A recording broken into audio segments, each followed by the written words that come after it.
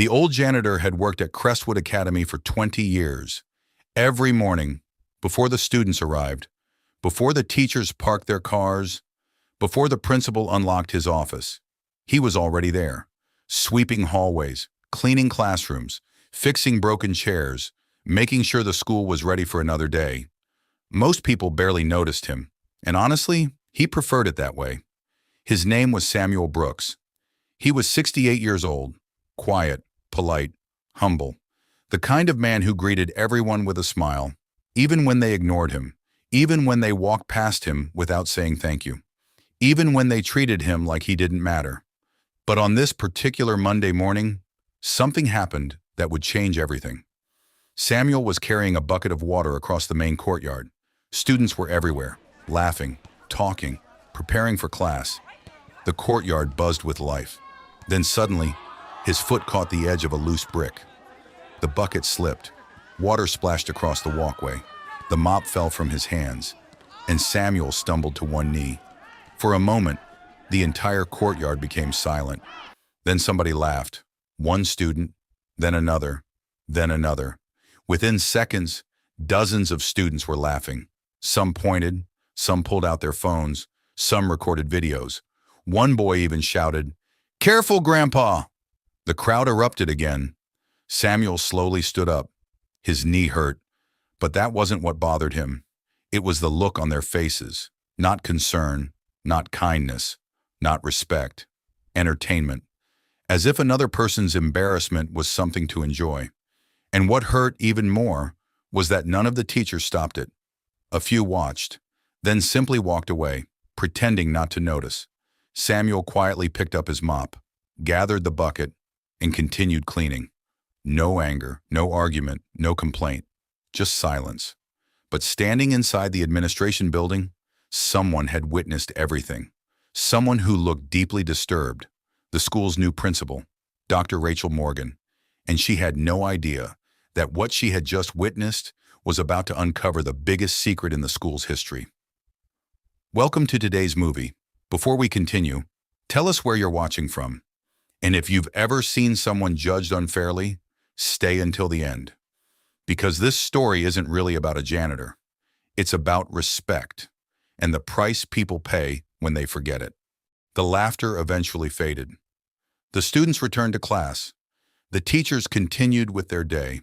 And within minutes, most people had already forgotten what happened. But one person hadn't.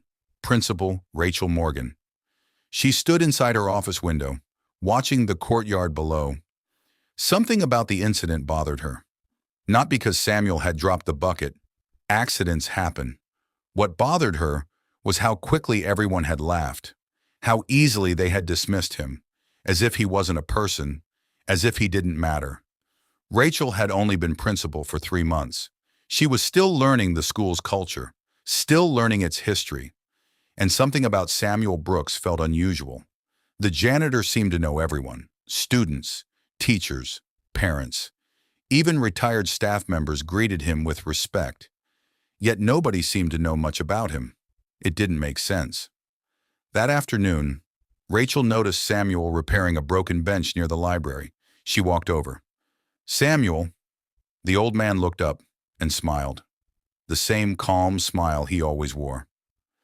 "Good afternoon, Principal Morgan." Rachel sat beside the bench. "You've worked here a long time, haven't you?" Samuel chuckled. "A little while," Rachel laughed. "How long is a little while?" Samuel looked toward the school building. His eyes seemed distant, almost nostalgic. "Long enough to watch thousands of students graduate." Rachel raised an eyebrow. 20 years? 25? Maybe more. Then she noticed something strange. A small bronze pin attached to Samuel's uniform. Old, worn, but carefully polished. Rachel leaned closer. The school's crest. Except it wasn't the same. The design was older, different, almost like an original version. "Where did you get that?" Samuel looked down at the pin, then smiled. "I've had it for a very long time."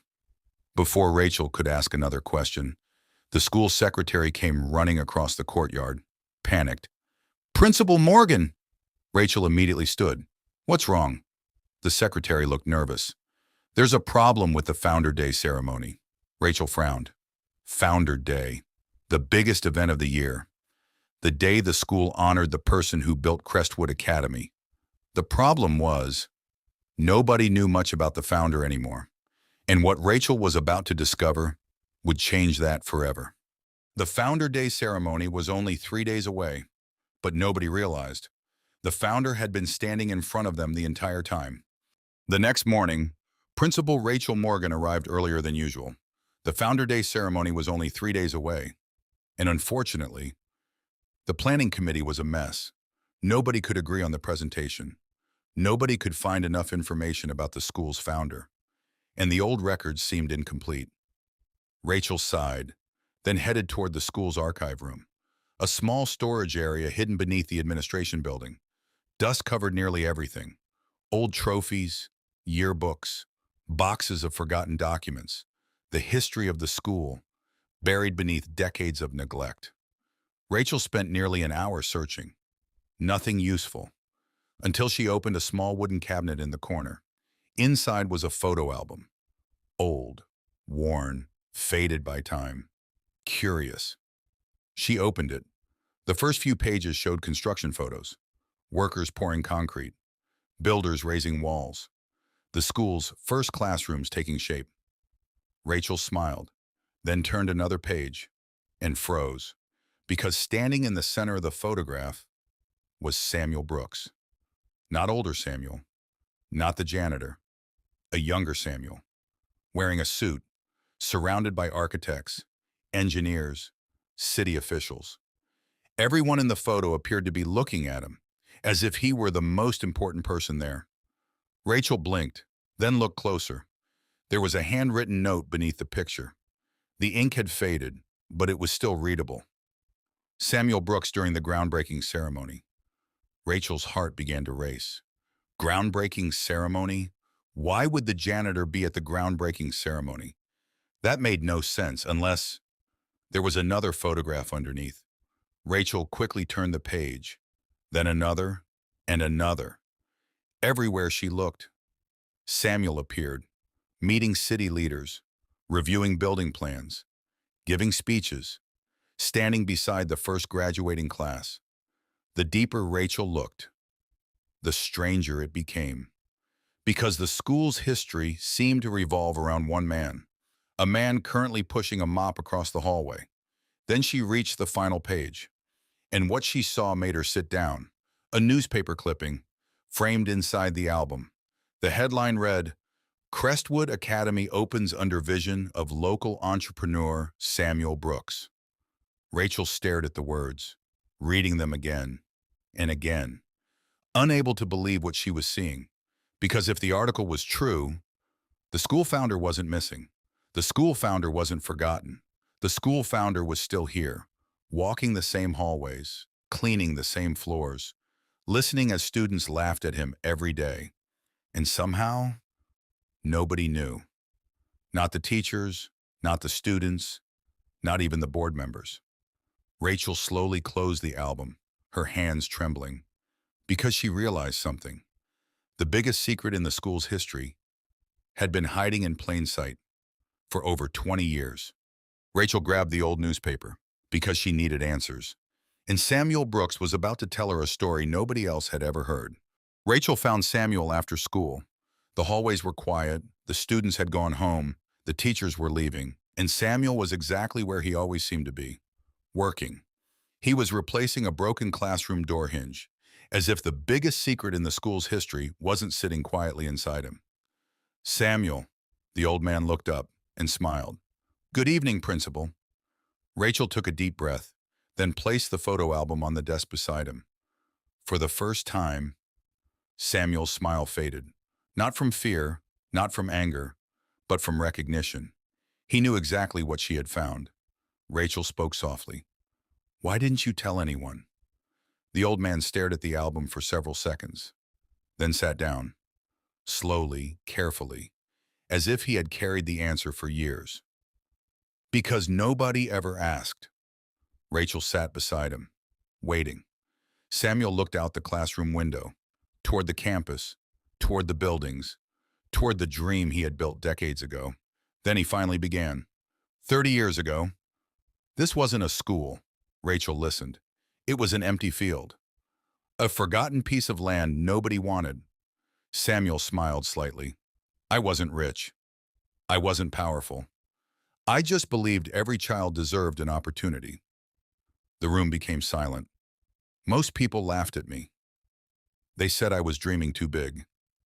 They said a man like me couldn't build a school. Samuel chuckled softly. They were probably right.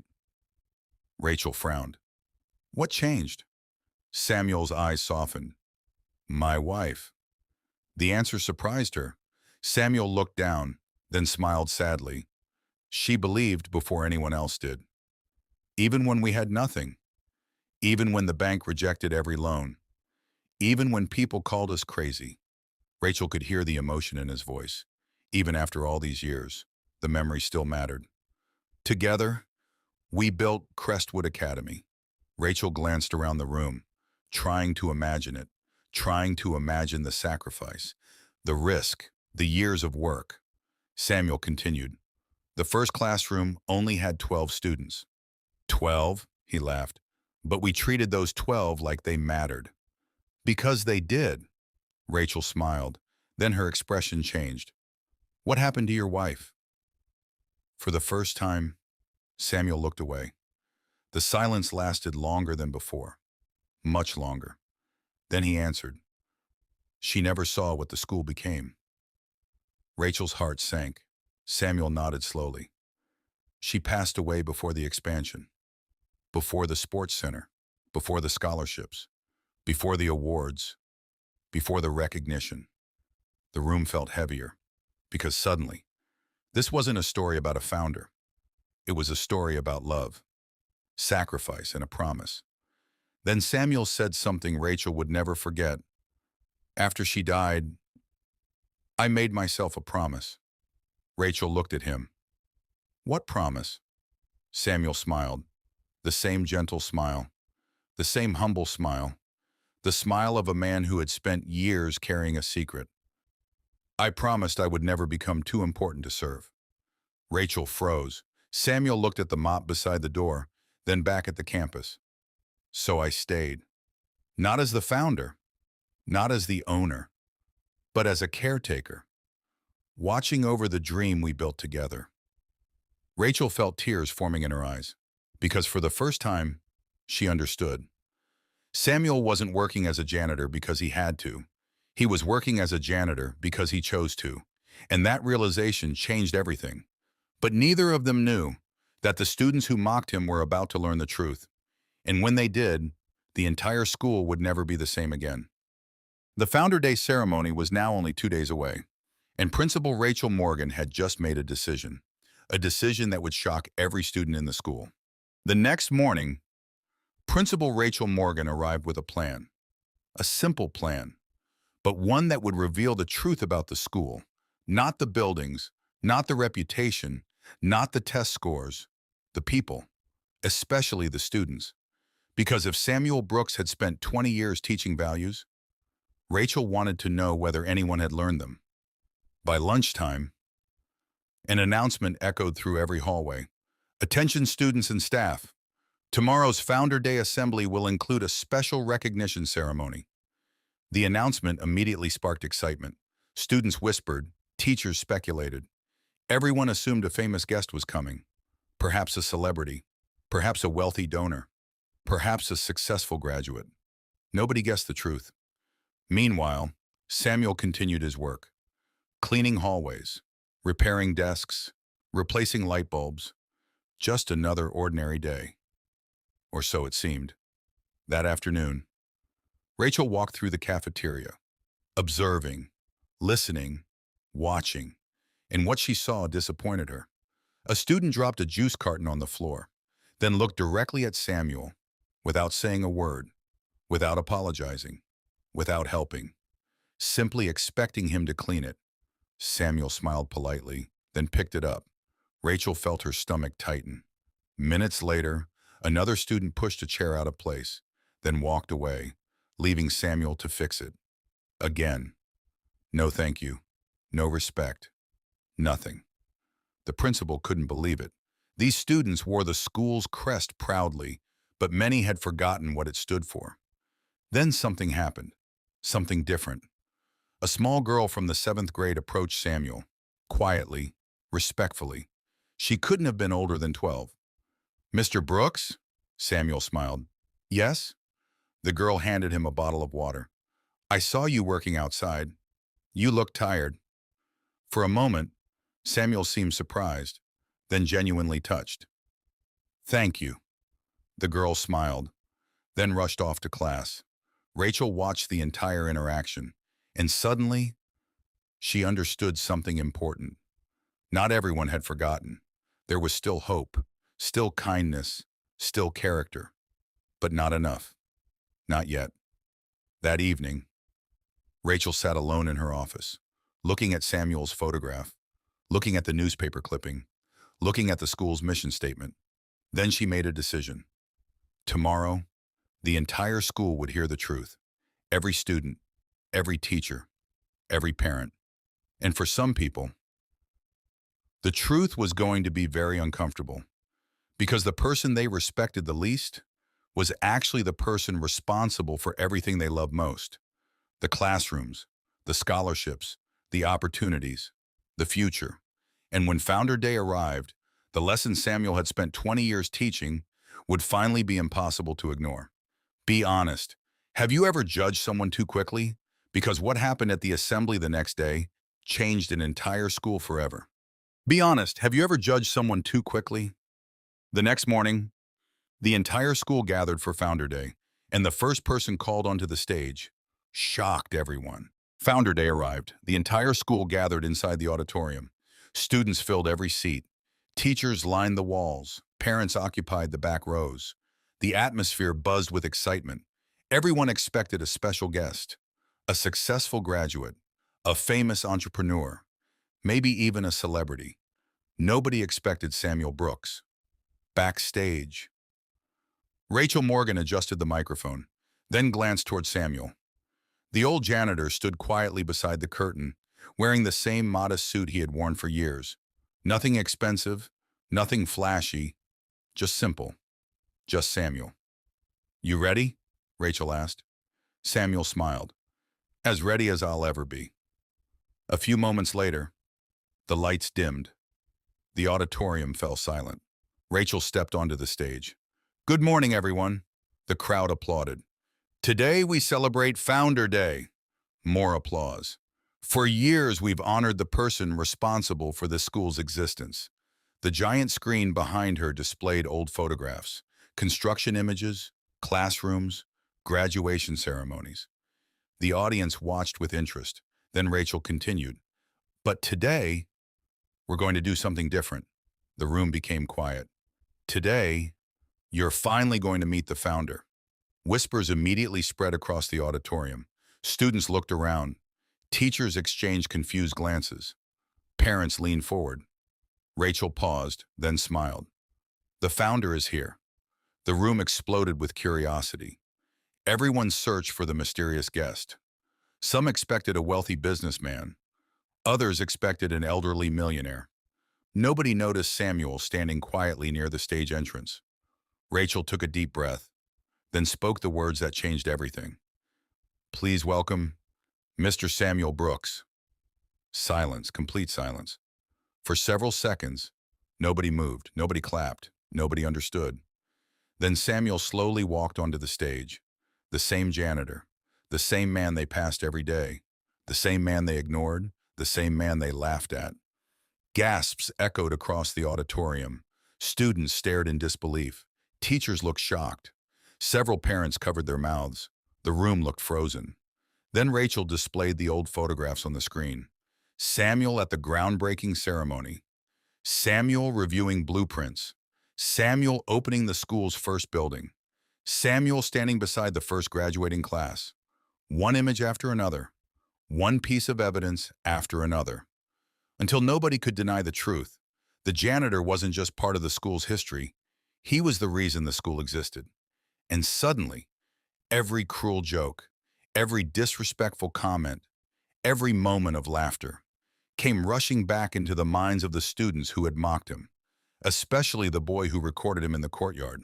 His face turned pale, because for the first time, he realized exactly who he had laughed at. And the worst part?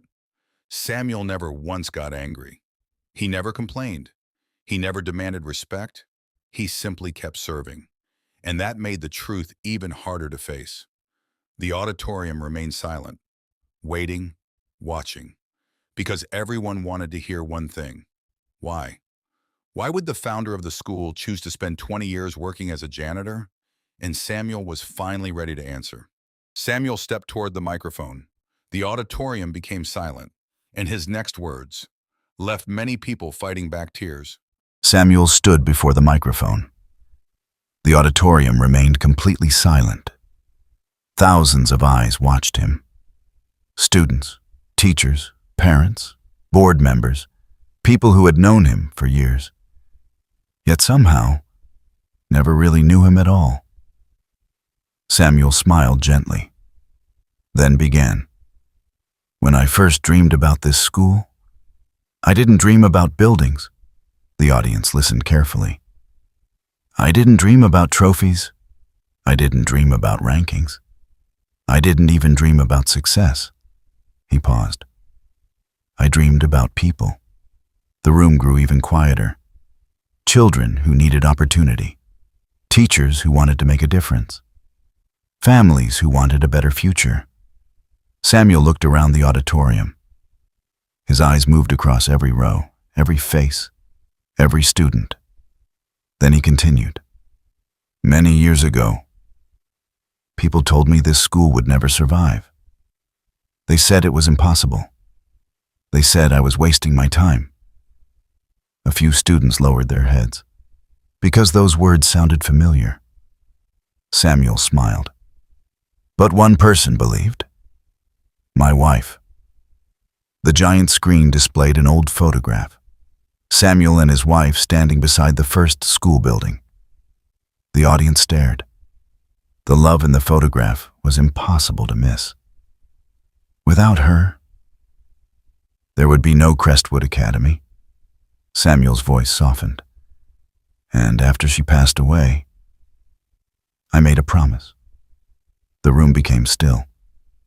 A promise that no matter how successful the school became, I would never forget why we built it. Several parents wiped tears from their eyes. Then Samuel pointed toward the school crest hanging above the stage. Do you know what that crest means? Nobody answered. It means service. It means character. It means treating people with dignity.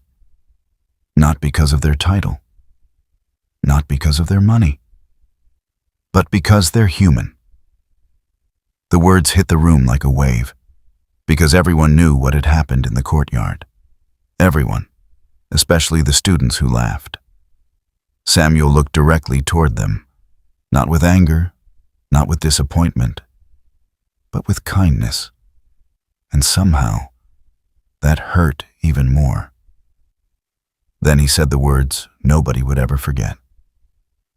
The true test of character is how you treat people who can do nothing for you. Silence. Complete silence. One student began crying, then another, because they understood. This wasn't about a janitor. This was about them, their choices, their behavior, their character. Samuel smiled again. The buildings are not my legacy. The scholarships are not my legacy. The awards are not my legacy. He pointed toward the students. You are. And suddenly, the entire auditorium rose to its feet. Teachers first, then parents, then students. A standing ovation unlike anything the school had ever seen. For nearly a minute, the applause never stopped. But Samuel wasn't finished, because one final moment was still coming. A moment that would change a young student's life forever. The true test of character is how you treat people who can do nothing for you. As the applause continued, a student slowly stood up from the front row. Tears filled his eyes, and what he did next left the entire school speechless. The applause continued, louder, longer, more emotional than anyone expected. Samuel stood quietly on the stage, smiling, humbled, grateful. Then something unexpected happened. A chair moved near the front row. Everyone looked. The same student who had laughed in the courtyard was standing. The boy who recorded Samuel. The boy who shouted jokes while everyone else laughed. His face was pale, his hands trembled, and tears filled his eyes. For a moment, he looked like he wanted to sit back down, like he wanted to disappear. But instead, he walked toward the stage. The auditorium became silent again. Every eye followed him, step by step, until he reached Samuel. The boy looked down, unable to meet his eyes. Then he spoke. "I'm sorry." His voice cracked. The room remained completely still. "I'm really sorry." The boy wiped his eyes. "I laughed at you. I made fun of you. I treated you like you didn't matter." His shoulders shook. "And I didn't even know you." Many students lowered their heads because they had done the same thing. Maybe not that day, maybe not to Samuel, but to someone, somewhere. Samuel listened quietly. The boy continued, "I thought I was better than you." The honesty shocked the room. But the truth is, the student looked up for the first time, directly at Samuel. "You're a better person than I'll ever be." Several teachers wiped tears from their eyes. Samuel immediately shook his head. "No." The old man smiled. "That's not true." The boy looked confused. Samuel placed a hand on his shoulder. "A mistake doesn't define who you are." The room became silent again.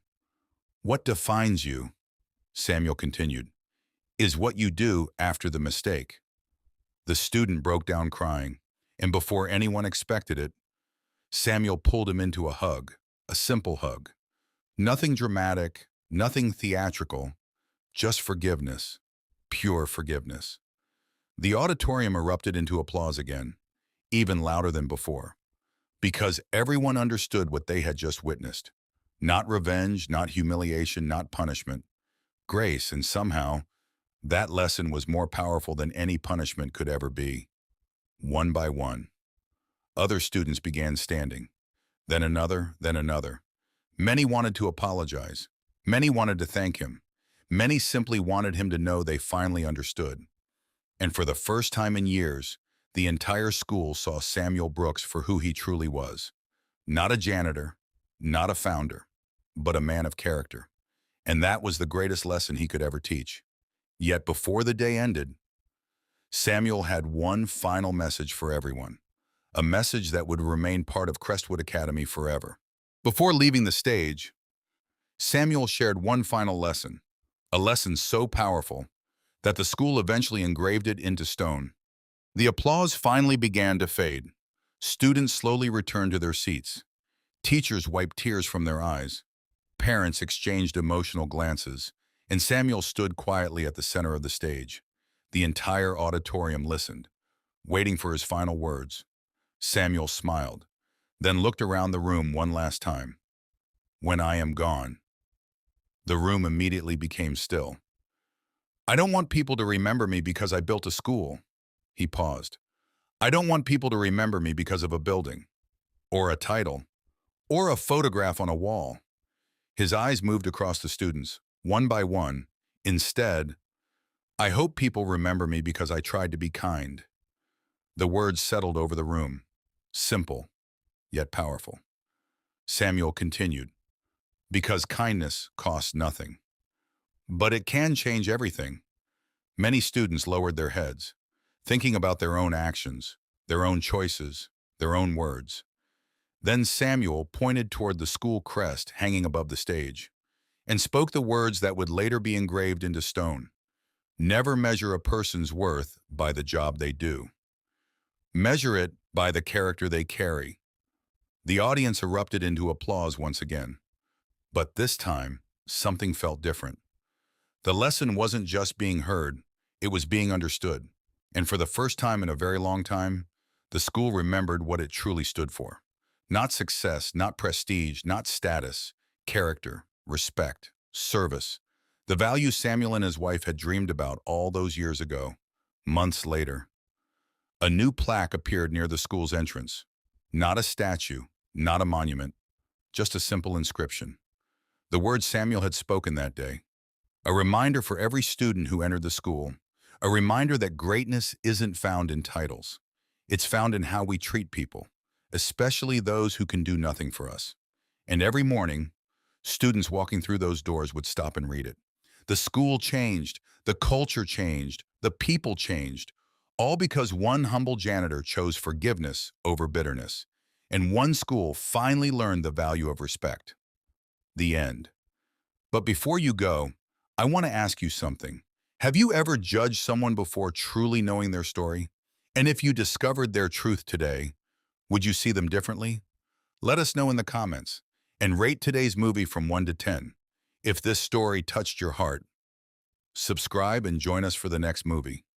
Because the next story is even more powerful. A story about betrayal, family, and a secret that remained hidden for 20 years. Trust me, you won't want to miss it. Until next time, remember this. The people we overlook today may be the people who teach us the greatest lessons tomorrow.